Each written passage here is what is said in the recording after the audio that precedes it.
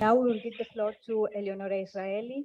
She is Director of Strategic Initiative at Clutch. She leads a variety of cross-functional efforts to support the growth of the platform. Clutch empowers better business decisions as the leading global marketplace of B2B service providers.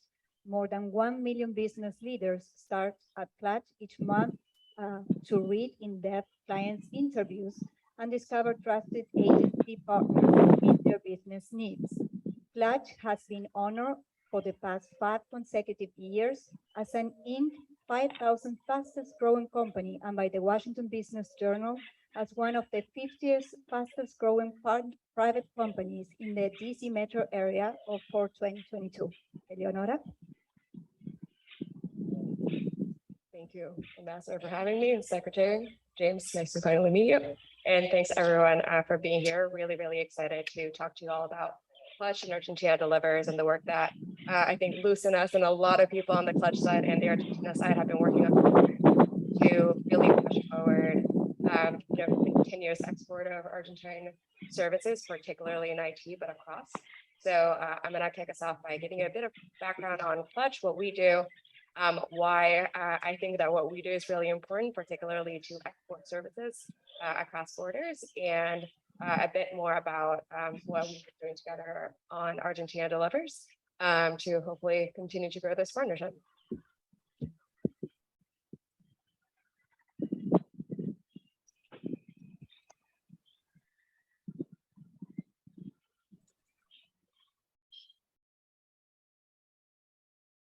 Right. It wouldn't be a tech company doing a presentation if we didn't have some tech issues along the way. So thanks for bearing with us. So a little bit about Clutch. As Luce mentioned, we are the leading global marketplace for B2B services. And the main goal here is to help service providers, so companies that offer services all over the world, to grow trust in their services, market themselves, and get in front of buyers anywhere in the world. Definitely, we have a really, really strong US footprint as we're based here, but we do cover over 100 countries and really be able to put themselves out there and compete with companies all over the world and of any size. And then on the other side of that marketplace, you have buyers that anywhere from a startup to a Fortune 500 business that knows that they need to hire someone to help them with a specific project and might not know where to go or might not know who the best company is for them. And oftentimes people default to the Deloittes or the IBMs or the really, really big companies and might not be looking for or might not know who the smaller, lesser known companies are. So what we do is give them that platform to really find and choose the best company for them to work with. So you put those two together, and what we're doing is, really giving that online footprint to companies and that trust in third-party unbiased content to buyers so that they can make that great choice to help both the buyer and the service provider grow in the longer term and build successful partnerships there. All right, so a little bit of Clutch by the numbers, just to give you an idea of kind of where we're at. Every month, over 1 million buyers come to Clutch to start their search or to continue their search into who should be their next service provider. And these are people from all over the world, but definitely focused on US, UK, Australia, Canada, and India as our bigger kind of traffic sources that come to Clutch and look at over 200,000 companies listed and over 100,000 client reviews. And I will circle back on reviews and why those are important to kind of kick off their search and at the end of the day, really make that trusted, important, crucial decision as to who they should invest in and work with. And a little bit about us, we're roughly a 100-person company out of DC. So definitely not the biggest company, but mighty and growing for sure. So taking that step back, I mentioned I was going to talk about reviews and why they're so important and why we call it kind of the bread and butter of what we do and why we think that service providers really should focus on it. So a little bit of reviews and numbers that kind of shocked me when we did. This is original research that Clutch conducted about 2 years ago, but the numbers still stand. When looking at business to business buying, over 90% of people that were making that buying decision at some point throughout that buying process looked at online reviews to make that decision. which means people are going online and people want to know what other people are saying about what a company does and how good they are before they trust them, to the point where people are trusting online reviews just as much as a personal recommendation from their business partner or their best friend. And oftentimes, because people might not know someone that needed a very specific IT company, they need to go online to find that. Kind of moving alongside that, almost half of them are looking for at least 6 reviews or 6 case studies to really feel like they could have that consistent value and trust on a service provider. And lastly, where those reviews are from really matter and is the most important factor of whether people are trusting reviews. So putting this all together, people want reviews, they want a lot of reviews, and they want to be able to trust where they're coming from in order to take a next step with a business partner before signing any sort of agreement and getting going. So in terms of how Clutch works, as you might imagine, reviews come into play. So we are a platform, and because we do focus on companies of every size, from startups that are starting, yesterday to the larger 1,000+ employee companies, we do make it a really important point to make it free for service providers to join our platform, because what we're trying to do is add transparency, and we don't want money or budget for marketing to be the reason why a great service provider is not listed on our site. So the way that we support service providers in growing the platform is by having them sign up, create a profile where they give a ton of great details about who they are as a business, what services they offer, who they've worked with, all that good stuff. And then more importantly, we help them get those reviews, and we make sure that they're as good and valid as possible. So the way that we get reviews, instead of, you might have gone to a restaurant where someone says, hey, can you leave me a review on Yelp? The way that we really help those service providers is by having them give us the contact information of their clients, and we then reach out to them to collect those reviews. And as you'll see in a little bit in the next slide, the reason our reviews are a little bit different is, while people definitely can come to our site and submit an online review, and then we validate all the information after the fact, about half of our reviews are actually conversations that our team is having over the phone with these clients to not only verify all of that information, but get a case study like review that ends up being about 2 pages worth, to really help people make that decision as to who to hire, what kind of work they do. Then those reviews are published, and then we give you a bunch of different marketing materials that you can use to market your firm. And this right here, and I really geek out of our reviews, it's where I've been for 7 years, so bear with me.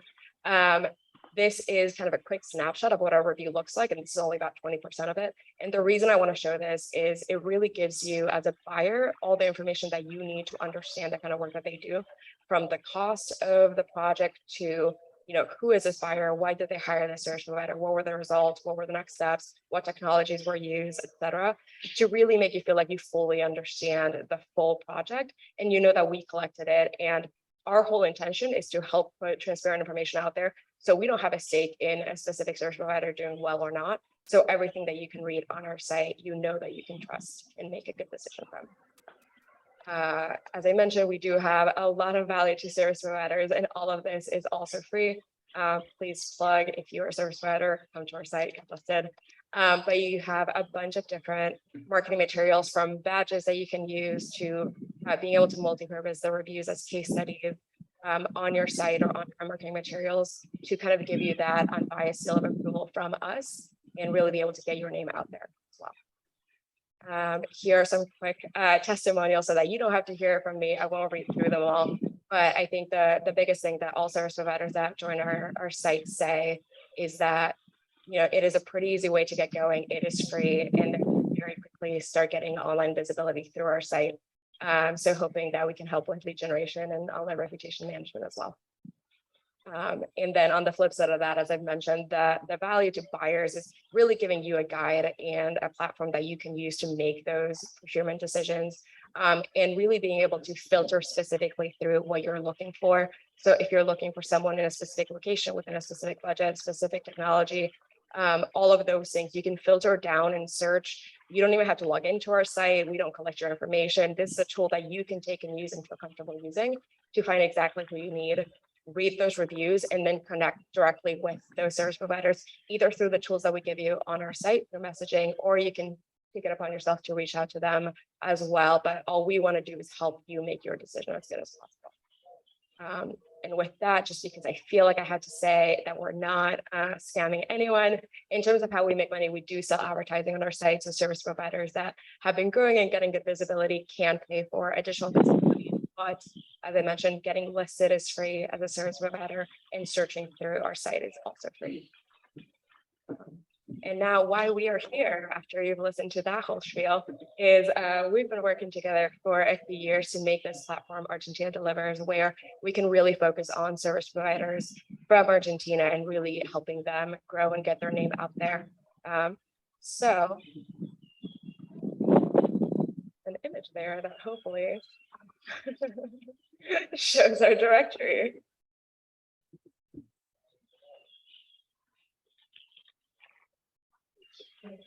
There it is. All right.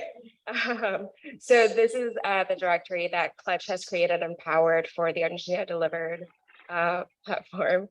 And as you can see here, you kind of get a visual of what I've been talking about so far. Here are all the companies that we have from Argentina to date, and we keep adding every day. And you can filter through based on your specific needs and find who they are. And then from this platform directly, be able to read more about them, reach out to them, etc. And as we as Clutch continue to build up our content, it feeds directly into the Argentina Delivers platform. So everything that you're seeing there is up to date and keeps updating almost instantly. And the last thing here is you can get an idea of what a profile looks like and really understand all of the deep dive of what these companies do and all the details that you as a buyer might be looking for there. And in terms of how to get started, if you're a service provider, go to Clutch and get listed. It's a free process. It takes about 10 or 15 minutes. And if you're a buyer and looking to hire a service provider, go to the argentinadelivers.com site, find the directory, and start filtering down from there. But yeah, I know really, really excited about all the work that we've been doing so far and where this is going to go. So with that, you get a very good thank you slide from there. So thank you all.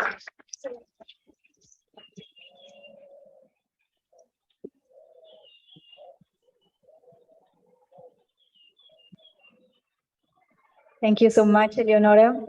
Certainly, with Clutch, help us standardize the information of our companies. So thank you so much. Now we'll go with the presentation of James Stanger. He is Chief Technology Evangelist of CompTIA. CompTIA is the world's largest IT industry trade association. He works with business worldwide as the IT industry, primarily by offering cutting-edge research and education. James has over 25 years of experience in IT, cybersecurity, education, and business development. He's here to talk with us about the current volatile employment environment here in the US and to dispel a few common misconceptions about the current IT employment outlook.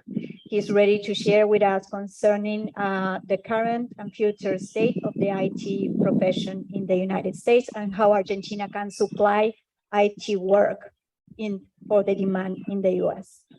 Ambassador Secretary, thank you very much. Thank you so much for discussing the services that Clutch has to offer. I'm James Stanger. I'm the Chief Technology Evangelist at CompTIA. What a title, huh? I took the time to try to meet a lot of you. I'm happy to answer any questions. Also with me is Shannon. How you doing, Shannon? Just stand up just a sec real quick. Shannon is here as well representing CompTIA. I'm here to talk about a jobs report. I'm curious, has anybody here ever heard of CompTIA before? If you have, raise your hands. A few of you have.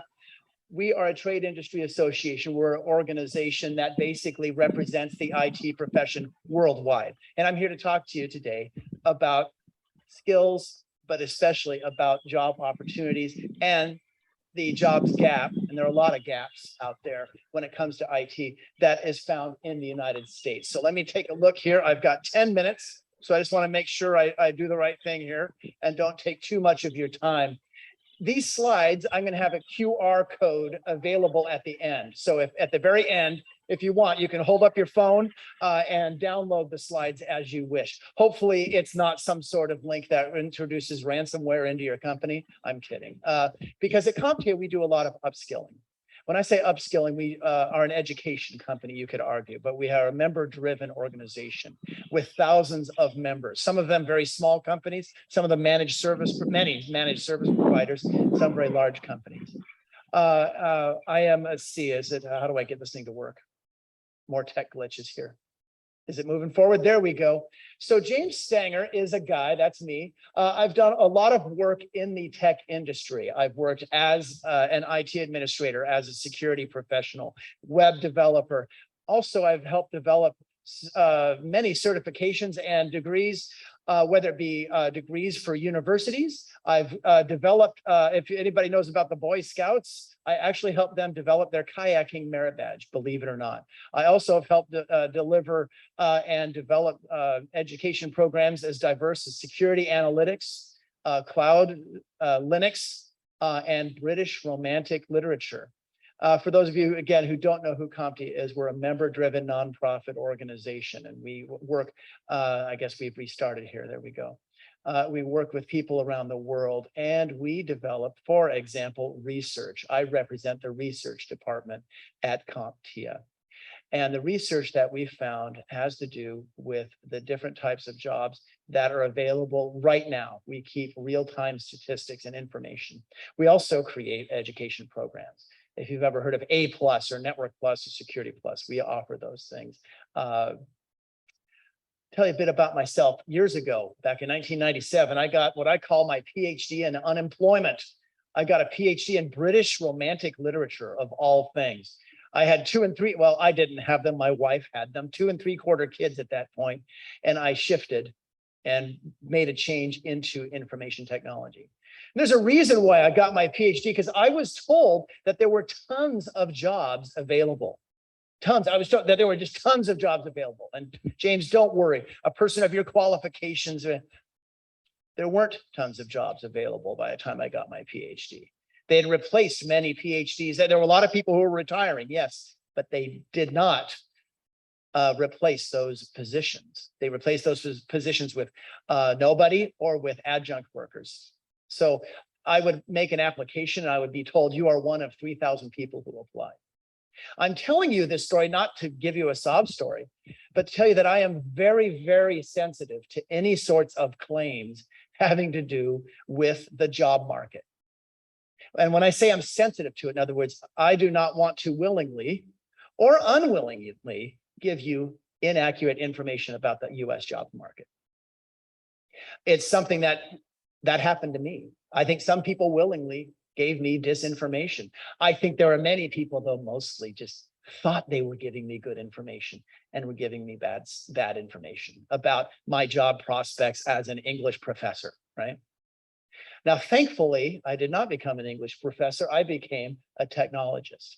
And as Chief Technology Evangelist, I'm here to talk to you today about the employment statistics found in the US. And these are statistics that I've researched, not only CompTIA research, but I have researched individually because I'm lucky enough to go around the world, especially including the US, to talk to hiring managers. And I'm going to tell you a few stories about what hiring managers have been telling me around the world, but specifically about the US. I'm going to tell you some information about things. But first, I'd like to talk to you about some toxic IT narratives that I think tend to inform our thinking. How many of you have heard about the upcoming recession? Right? I'm not here to tell you whether it is or it is not happening or whatever. What I am here to tell you, though, is that there are a lot of toxic IT narratives that a lot of people tend to think about when it comes to IT, and they don't realize it. They're unspoken kind of narratives. And you're seeing a list here. See those nicely colored circles there? Those are all unspoken narratives about technology. Every time technology changes, people get nervous. Every time there's a recession, people go, oh, there must be a tech downturn, because if businesses are having trouble staying in business, then won't they get rid of their technologists? And that has been a pattern in the past. But what we have noticed with some of the strange things that have happened due to unrest, due to COVID, is we are using technology more deeply than ever before. And if you don't remember anything else I have to say, that's the first thing I want you to understand, is that because of COVID, for example, we've all used Zoom before COVID or MS Teams or whatever. But think of how we rely on technology more to stay on mission as a government, or for businesses to stay on track. So we need more workers than ever before. If there's a recession coming, we are noticing very small downturn. Another thing, we are seeing, if you take a look at one of those bubbles, the idea of that there can be a tech bubble that can burst. But we're also seeing various trends that have happened for years. And that trend is abstraction. Anybody here, I'm curious, is anybody here a technologist? Is anybody here technical in any way? Shout out what you do real quick. I'll put you on the spot. Yeah. All right. All right. So do you remember what it was like to create a web server 10 years ago? You had to find a room like that one back there. You had to find the hardware and stick it in there, right? All that. Remember all those things? Well, nowadays, if you need to get a web server going, what do? Well, with a Visa card and an afternoon or an hour or less, you go to AWS, you go to Azure, you bring it up. That's abstraction because we abstracted the hardware. The problem is abstraction also applies to people. And there's one of these underlying narratives that can lead to toxic IT narratives is that, well, if we don't need people anymore, then we don't need workers anymore because they're going to get automated away. Or they're going to get disintermediated. That's a fancy word. If you look at over here, that's a fancy word for saying getting rid of the middle person, getting rid of unnecessary elements. Technology's been doing that for 300 years, okay? 400 years. It's been doing it for thousands of years, right? But too often, this idea of abstraction, disintermediation, the democratization of IT, that simply means what used to be something that was only available to very wealthy companies, well, nowadays is easily available. Who here uses an Android? The chosen people. Are most of you iPhone users? Well, that's democratization of IT. Do you realize that you have a Unix system in your hand? Right? It's a version of Unix, right? Well, back in the day when I was a kid, the only way you could ever get a version of Unix was to go to a university or a major company and be allowed to log in, okay? Because they were the size of a room and all that. These are all elements that are working constantly behind the scenes. But what can happen though, is we can tend to forget the progress of IT and the positive nature. And we see negative things and we see negative indicators. That's a picture of let's see, I think I was in a submarine. I was on vacation somewhere and I was taking a picture of these indicators here. But let me tell you a quick story about another indicator. I like to work on old cars. Okay, and that is a voltmeter that I was installing into my old Land Cruiser. And you can see that's a picture of me taking a picture of it after I installed it. And I'm looking particularly perplexed because unbeknownst to me, it was a brand new voltage indicator for my car. Well, it was broken. When I bought it, it was broken. But I'm not smart enough to realize that it was broken. I'm telling you this because too often, because of things like abstraction, because of all the changes that happen with technology, the traditional indicators that we tend to look at as far as the IT industry, they aren't working too well. And we need to make sure we look at the right resources. So a couple of things to think about here is to get past the toxic narratives about IT, right? Well, if there's a recession coming, then maybe there aren't jobs available. Maybe there's to be a massive tech bubble. How many of you are old enough to remember the dot bomb downturn in 2000?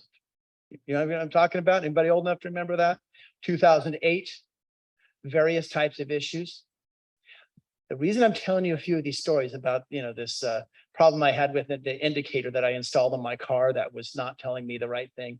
The story about how I thought I was listening to proper indicators is because at CompTIA, we want to get past some of these kind of fear, uncertainty, and doubt indicators. We also want to get past the idea that, oh, everything is rosy and just great. We want to give accurate information. So I am lucky enough to go and talk to quite a few people. This here are some people, a corporate roundtable in Manhattan. Most of those guys are people who work in banks. And they've been telling me about how they are desperate for IT workers. Another series of workers, there's another one. These folks are in, let's see, there's Manhattan, there's Nashville, where I was the day after. They similarly told me that they're desperate for IT workers.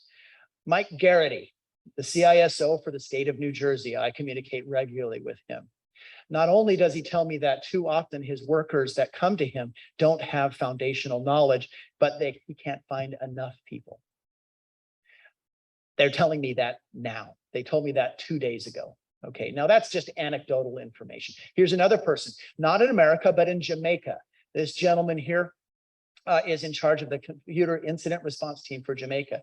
He needs an entire team, can't find one. Because too often people get trained in Jamaica, then they go move to Canada or maybe the US or the UK. I'm seeing it worldwide. This is a gentleman from Thailand, Vice Chancellor Choi Amorn. He has the same problem. So let's talk about what it means to view the right indicators before I take too long here. And that's, by the way, that's a kayak of mine. You're all invited. That's the compass on my kayak. You're all invited to go kayaking to the Oregon coast where I can show you where that hole is. Don't worry, I won't go down. I won't let you fall down into that. But you're all invited. One of the first resources I want you to take a look at here is this CompTIA resource. It's a resource that is updated every month. There's the URL. You can go ahead and grab it. In there, we are basically told information about how we have a positive coefficient of job roles and not enough people to fulfill it. Okay. You can take out this information, check out this information here, that we are basically seeing a serious problem in shortage. And it's something that is information that we update on a monthly basis. This is pretty old information. It's a month old. And it's not just James's, going around to a few people or a dozen people. It's CompTIA polling thousands of people discussing the issues they have. If you want to learn more about real-time information, go to CyberStates or cyberseek.org. You can check out either. There's CyberStates and CyberSeek. CyberStates is all IT professionals, from developers, database, data, security, etc. CyberSeek has to do with security in general. The kind of sector information I think might be useful for you to learn more about are the states, for example, where there are the most jobs being posted and they're not being filled. The information that we have lately is that for every 100 jobs that are being posted, right, 65 people are able to fill it, which leads, I'm not great at math, right, which leads to, I believe, help me out here, somebody do the math, what's 100 minus 65? Come on, tell me. What? 35, right? That's 35% of jobs that are chronically going unfilled. There is serious need out there. And we can drill down, if you take a look at CyberStates and CyberSeek, you can drill right down to states, to counties, to cities. You can find out various kinds of demographic information as well. To me, when it comes to Argentina Delivers, the idea is that this is a roadmap that shows you areas that have the most unique need for workers. And it seems to me it's a resource that you can use to identify where you need to go next.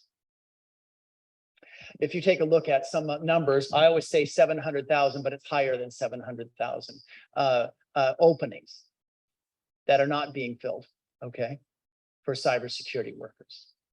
And for example, and I realize we're not just here to just talk about cybersecurity, but I thought I'd delve into that. We need workers who understand concepts such as zero trust, who understand security monitoring and analytics. See that little screenshot there? That's the idea that somebody can take all of these random log files and random data that doesn't make much sense and actually start crunching it and turning it into actionable information so that you can determine an incident response, so that you can determine what to do next to improve security controls. It's those kinds of skills that we need. Some of those are very technical. Some of those are less technical. For example, I know a person who is a former policeman. He basically said, you know what, I'm pretty good at reading a situation and hearing a story and then going, well, I can get deeper into there and find out what really happened. He basically took that skill and became a GRC compliance officer, governance, compliance, management, things like that. So when it comes to the noise factor, because you're going to hear it, I'm sure you've heard it before. Oh, we're seeing layoffs in the tech sector.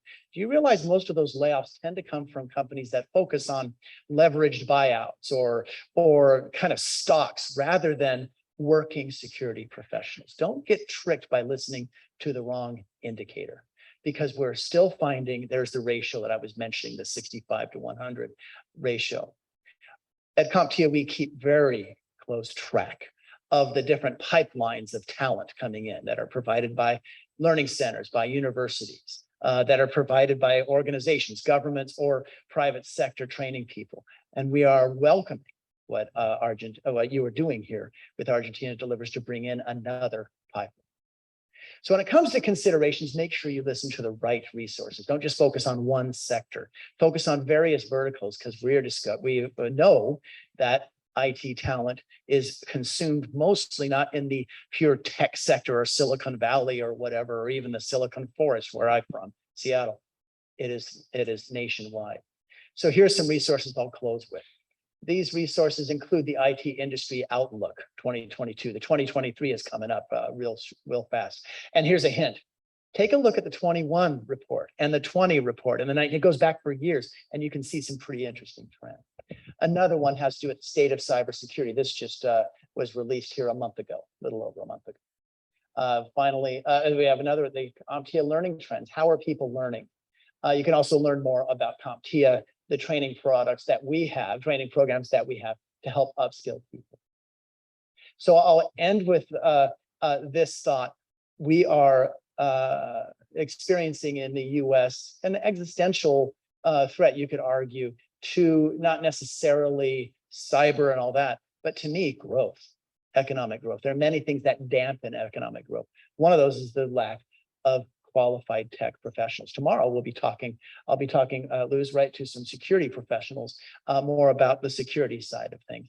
But I think if we want to get past the toxic narratives of IT, and if we want to get to past some of the worries that people are having, if you focus on the statistics that we offer at CompTIA from industry research, from thousands of working IT professionals and their managers, I think you can get past that fear, uncertainty, and doubt. So thank you very much for your time.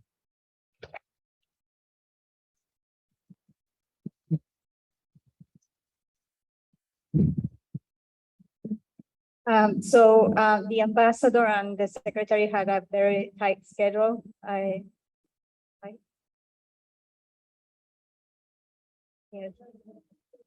Yes, we have to excuse the ambassador and the secretary because they have to go. Thanks.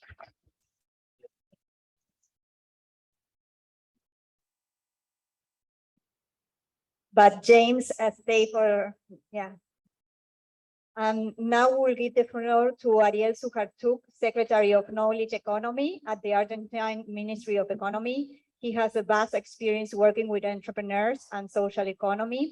He has promoted multiple successful experiences of social economy carried out by entrepreneurs, cooperative and artisans from different parts of Argentina, and will present the strengths of the knowledge economy sector of Argentina and supply to the US market. Secretary Sujartuk, the floor is yours. El gobierno argentino en el último periodo tomó algunas decisiones estratégicas con la vocación de convertirse Argentina en líder en Latinoamérica en economía del conocimiento. La Argentina es conocida en el mundo por sus carnes, por sus minerales, por el producto de sus campos, pero el talento argentino es uno de los factores de mayor crecimiento y de exportación que venimos teniendo en los últimos años. Este año van a superar los 7.000 millones de dólares las exportaciones de la economía del conocimiento. Esperamos superar ampliamente 9.000 el año que viene. Concretamente, Argentina tiene en sus leyes que ha sancionado recientemente, tanto en lo que es la Ley de Economía del Conocimiento, en el fomento de todo lo que es la industria del software, de la industria audiovisual y de todo lo que es la industria de los que hacen a las BPO, un potencial enorme, como también acaba de sancionar la ley de bio y nanotecnología, que le da certidumbre y largo plazo hasta el año 2034 en todo lo que hace a regímenes de favorecer, todo lo que hace al fomento de la bio y la nanotecnología en el país. En este momento me encuentro en la ciudad de Mar del Plata, que es la ciudad más importante de la costa atlántica argentina, ciudad muy conocida por sus playas, pero también en este momento y en el día de hoy porque estoy en una de las empresas que genera varias startups. Una de ellas acaba de vender un videojuego a Alemania. Hoy se hizo la presentación. El crecimiento en la diversidad de la industria del conocimiento argentino es sumamente potente estamos decididos a venir y trabajar. Para eso, el gobierno está creando un programa de 70.000 programadores. Queremos que en un año se reciban 70.000 programadores para generar los recursos humanos necesarios para poder potenciar todo el factor humano que requiere esta actividad. Para las grandes empresas, hemos sacado un nuevo DNU, un decreto de necesidad y urgencia, un marco regulatorio que permite favorecer las exportaciones, tanto por la ley de bio y nanotecnología como por la ley de economía y el conocimiento, permite la devolución de dólares para aquellos que exportan, la devolución de aportes patronales para sus empleados y la devolución y reducción del régimen de ganancias y aranceles de exportaciones. Por eso, Argentina hoy se convierte en un jugador importante y competitivo en todo lo que es Latinoamérica. Hace pocos días estuvo presente en el Ministerio de Economía, junto al ministro de quienes habla, el director de Google Mundial para Mercados Emergentes, viendo el potencial que está teniendo nuestro país frente a otras regiones con las que competimos, como puede ser África o Europa del Este. La geopolítica mundial, el uso horario que tiene Argentina frente a Estados Unidos y a Europa, nos da una apertura, un cuarto de hora, una Golden Gate, para poder avanzar de manera sostenida.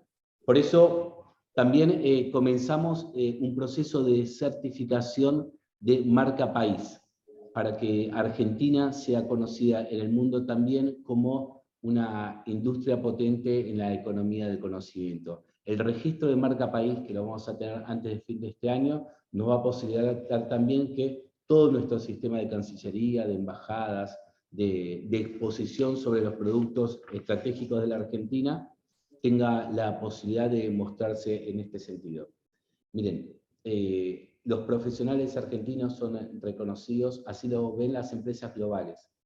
La nueva modificación que hemos hecho en este DNU va a posibilitar que todas las empresas que estén en condiciones de incorporarse a este registro de economía del conocimiento se incorporen de manera más rápida y más efectiva y logren mayor competitividad frente a otras empresas globales que compiten en otros países. Argentina va a tener la posibilidad de tener un régimen de diversificación en esta situación, y esencialmente tiene la vocación de estimular y generar condiciones propicias para que esto sea política de Estado en el largo plazo. En paralelo también estamos en proceso de construcción de una herramienta que en el mundo se conoce como Match Rebate, que es el financiamiento a proyectos audiovisuales.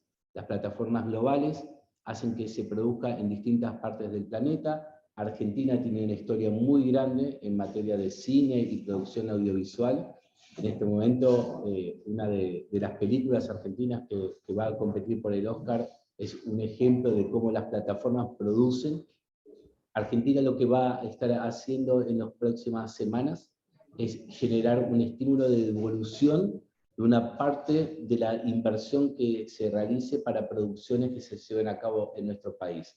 Con esto generamos varios objetivos que nos proponemos en paralelo, que la cultura, la calidad del cine y la producción audiovisual, la producción de videojuegos, la producción de los programadores y la producción de todo lo que hace el servicio de información y financieros que se exportan al exterior, se pueda consolidar en un plazo breve, y con distintos instrumentos, algunos financieros, otros que tienen que ver con lo cambiario, y otros que tienen que ver con la devolución de parte de las inversiones, estimulamos el crecimiento de este sector, facilitando principalmente la generación de empleo genuino, de calidad, potenciar a nuestros jóvenes y generar más divisas para nuestro país. Por último, les quiero señalar también que en breve el Poder Ejecutivo va a enviar un proyecto de ley que es monotributo digital. Existen muchos profesionales e idóneos independientes, liberales, que brindan servicios al exterior.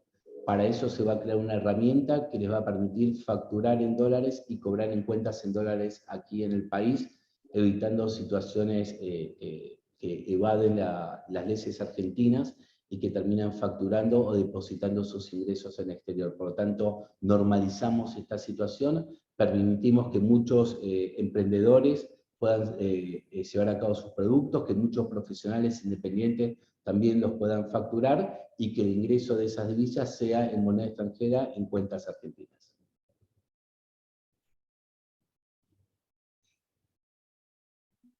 Muchas gracias a todos por escuchar.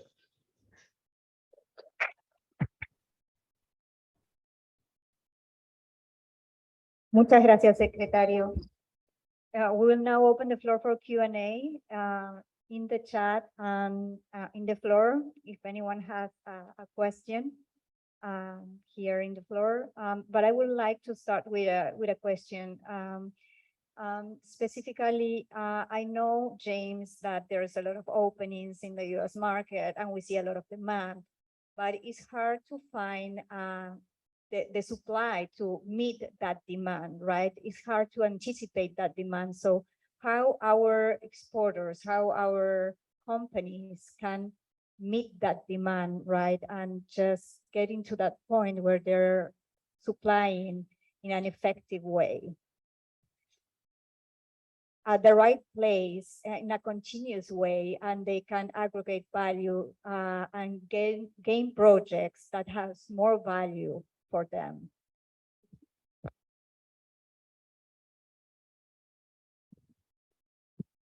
A two-part answer for that. The first thing is, if you take a look at the slide deck, which I should put back up, I forgot to show you the QR code so you could download the slides. Sorry about that.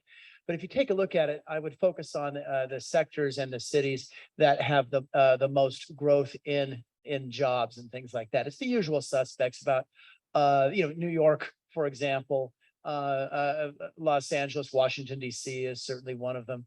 But I would also look at lesser known cities and things. That's the first element. The second element to make sure that you're in the right spot is this. From a skills perspective, too often the hiring managers that I talk to, they tell me that they have to reskill the people that come to them, even though that they have been trained in a university or they've been trained various places, because they do not get the foundational knowledge that they need in order to excel as an IT worker. For example, they get taught how a specific vendor tool works, but they're not taught the protocols like DNS, for example, and the name resolution, stuff like that. Too often people don't know the foundations. Tech changes so fast. People will use the Moore's law. Moore's law says that CPU power gains twice its power every 18 months. And they'll say, well, technology changes 18 months. And what I was talking to a friend of mine who works for AstraZeneca, he's in charge of all their data centers in the cloud. He said that technology, that the cloud offerings change significantly every 3 weeks. And the only way you can keep track of technology that quickly is to have good foundational knowledge. So areas that I would also take a look at, if you look at cyber states, for example, you can look at areas that are in the most demand. For example, zero trust. So not only in the sectors, geographic areas, sectors and states, but also the specific technologies that people need to know. In security, zero trust is a big one. Security analytics is one. Also, I would focus on development, networking, and cloud migration. So I'll stop there.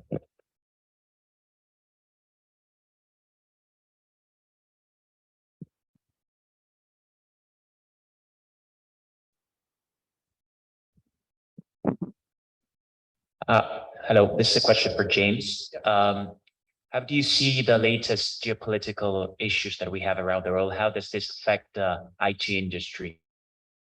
The conflict with China, how do you measure the impact and what are the consequences?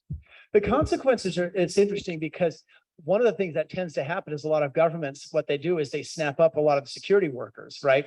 For example, or they need IT workers. And so you end up with kind of even worse skills issues or worse job opening issues than before. Because if there's a national security need, for example, or the need to provide a specific service, and then one sector, for example, government grabs those workers, then other sectors go wanting. So that's one of the things that we're finding. We're also seeing a need for specific skills, open source intelligence for OSINT, for example. Other skills having to do with security analytics to basically, because security analytics is basically the idea of listening carefully to attackers and seeing what they're doing. Has anybody ever seen an old submarine movie before? A movie like an old war movie where the destroyer is hunting the submarine or vice versa? Do you know what I'm talking about? That's very much in the cybersecurity world, for example, where things have gone. So it's not just that we need forensics people or pen testers. What we need are people to listen in on those attacks. So one of the other effects that we're seeing in terms of that instability is it does cause economic instability. And because of that, you do see reductions in numbers. If you take a look at the slides later on, you'll see that some of the numbers in the last few months have gone down a bit. But what here, the thing is very important to understand is that the overall numbers remain in record territory in terms of the demand for the jobs. So it actually increases technology demand. One of the things that we're seeing with unrest is the realization that technology will get us out of some of our problems. It can get us into other problems, but for example, with COVID, I'll use this as an analogy to the unrest, right? Or to war. With COVID, obviously technology kept a lot of us going, kept things going in a nice way, right? And what we're discovering is that we're seeing the same sort of thing, and then we're more, dependent on technology than ever before. So there's a couple of thoughts about that. Did you have any specific ideas in your mind where I was going to go with that, or what you've heard? I'm curious.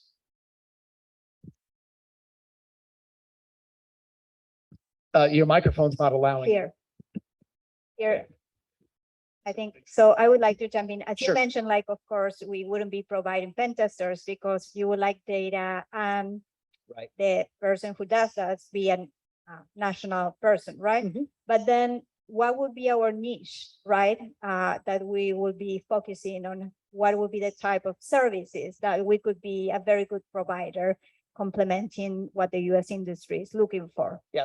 Other niches that would be, niche is the wrong word, but it's a problem that MSPs, for example, tend to have is incident response. And it's not, I'm picking on MSPs. I shouldn't do that. I'll get in trouble, but no, I'm kidding. But everybody has problems trying to figure out how to respond to certain incidents. I remember getting a phone call from a good friend of mine, had just been employed in a new company, right?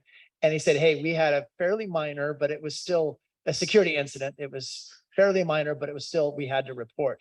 And he said, James, do you have any hints, any tips about how we should go about reporting that to people, right? And I bit my tongue in saying, well, you should have a security policy. You should have an incident response policy. You should.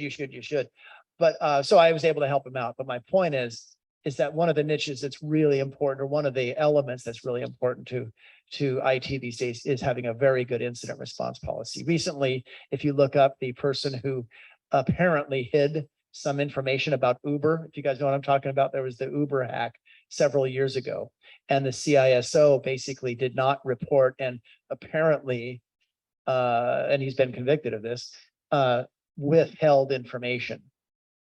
And so he basically got in trouble for that, in big trouble for that. Not getting hacked, but actually the improper response to the hack.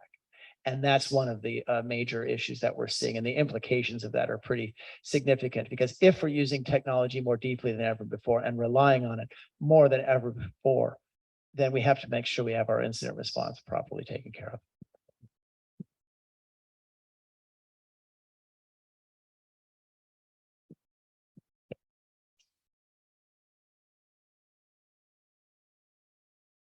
It takes a few seconds to, there you go. Okay, thank you very much. My question is for James. There's one concept that called a lot of my attention in your presentation, is the word of disintermediation. Yeah, fancy word, sorry. The elimination of the middleman. That is clearly a path that we will go for. But in developing countries, sometimes that elimination implies a lot of changes in resources, especially for the government, because you cannot put like a service provider who intermediate things to work in IT right away. And my question is, if you have some research or your own opinion, how much could cost normally and how long it would take for the market, for the IT market to absorb this labor that will be endangered, let's say. So the question is, how long will it take for the market to absorb just the elimination of middlemen, middle players? Yes, how long how long can it take for the IT market to absorb the middlemen, the guys who are employed in the middle intermediary It's a sector? good question. I think part of it is the question is, does the MSP, for example, act as the intermediary, is the MSP the one that can be eliminated, right? Or is it the worker on premise who can be eliminated? You know, how does that work? Because all businesses look for efficiency, right? So what does that efficiency look like?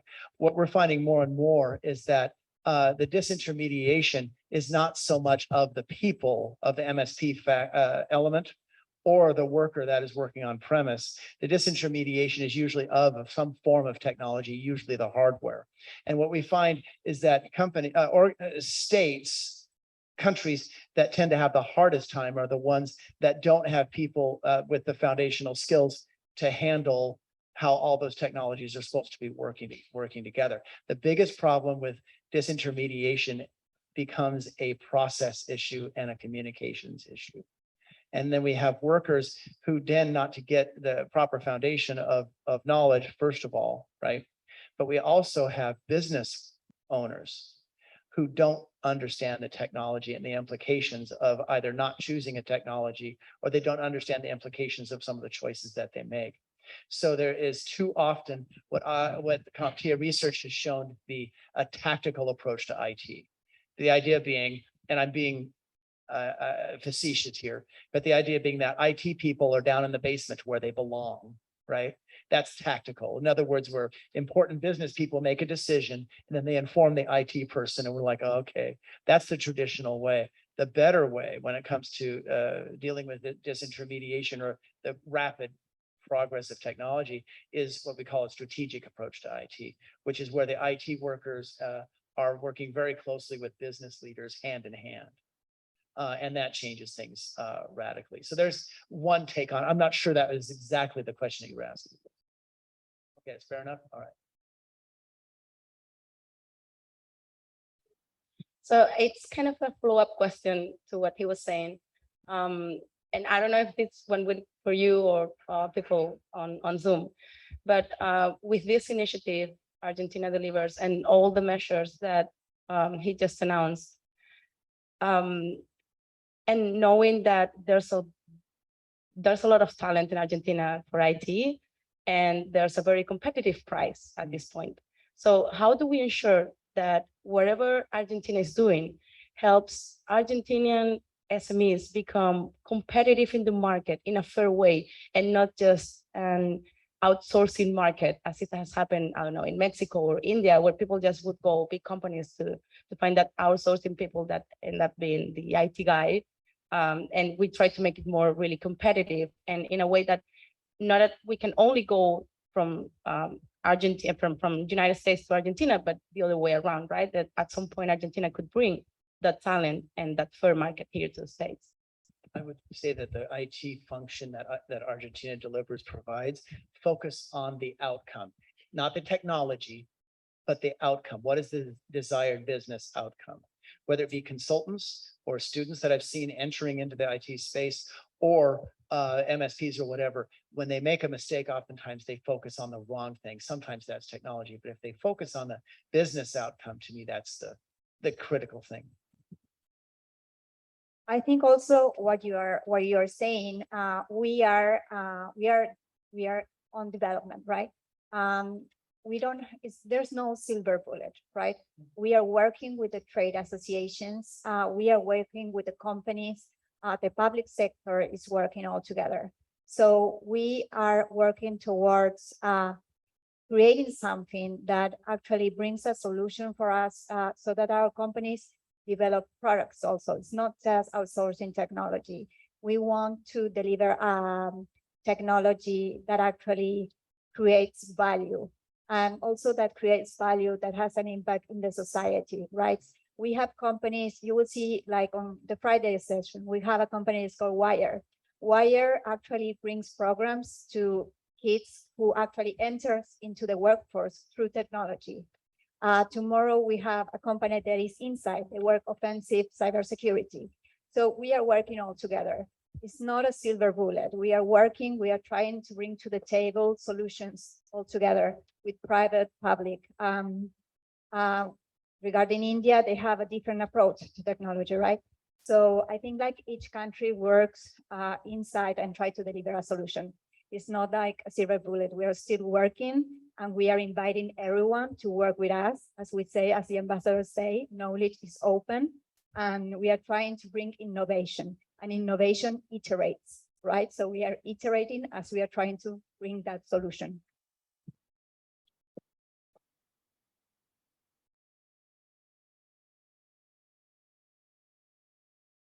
Interesting you bring up the idea of iteration. Innovation does. Part of iteration has to do with what I call wintering. In other words, something as we see innovates, there's some sort of innovation that happens. And then what happens, sometimes that innovation goes away in terms of the news, or the innovation isn't used too often. And that's the concept of wintering. In other words, we've been seeing 3D printing or virtual reality or whatever for years, or AI. And sometimes it kind of goes silent where people aren't using it as much. And that's because it's called wintering. It's kind of goes back and hibernates for a while, and then it becomes used again. So a good point about iteration.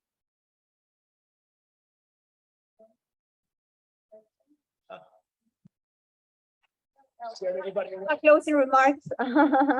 One second. We have closing remarks on behalf of our National Director of Promotion of Commerce of Knowledge-Based Services on behalf of the Ministry of Foreign Affairs, Sebastián Laino. Thank you, Luz. And of course, thank you to Eleonora from Clutch and James from CompTIA, because your presentation were awesome. They were so interesting. And of course, this discussion